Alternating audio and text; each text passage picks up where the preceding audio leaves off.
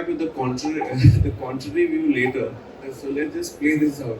So this thing of options having opened out and what it really means for the business of filmmaking or image making, we'll come to a little later. But I just want to bring in Mitesh because he recently worked on a film which involved virtual production, right? So that's also technologically, I think, something that we are in the process of setting up in our own environment and context. But nothing's really playing out well yet in India, right? But you had that experience of using it in the film. So how did it play for you, and what are the big gains or the big advantages of virtual production?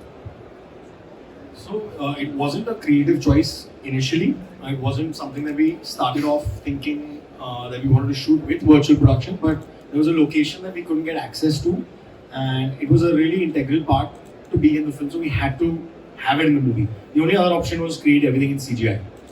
And the line producer there was quite sure that he would be able to get us a great setup by the time we actually started filming.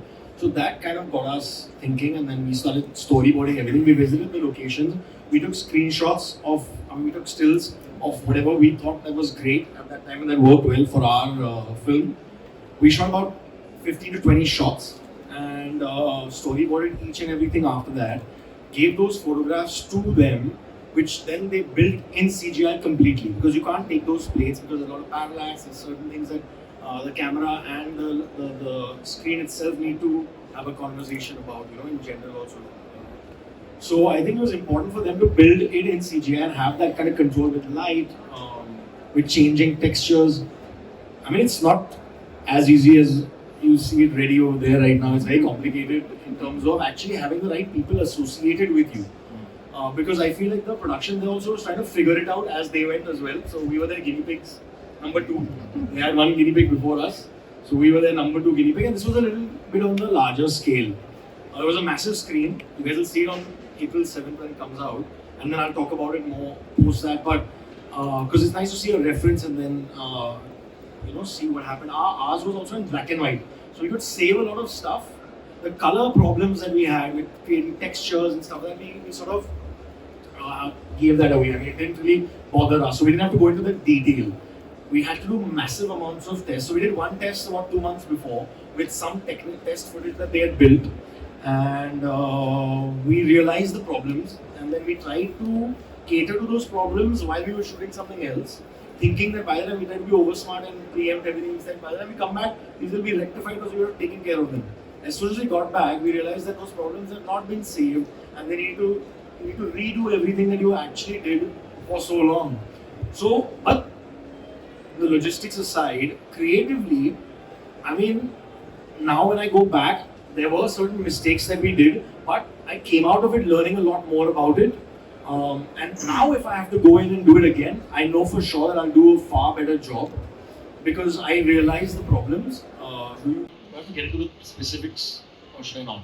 No, not really. I mean, I think what you're saying is clear enough that, virtual production was being proposed. Again, I'm going back a little bit with my own conversations that I've heard before. When we were in COVID times and in lockdown, I was prepping for a film which was going to be very post-heavy, in the sense that it was going to have, lots of CGI component and lot of set extension, but all in a period realistic space.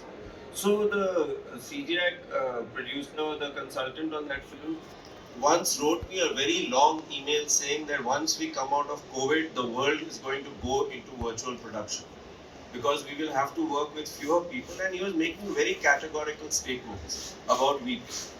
And he said, okay, it's about time that we start thinking for this film also, how that we will do wraparound environment with VP, and then we will create the world there, and then you start thinking about your shots and your film treatment in that vein.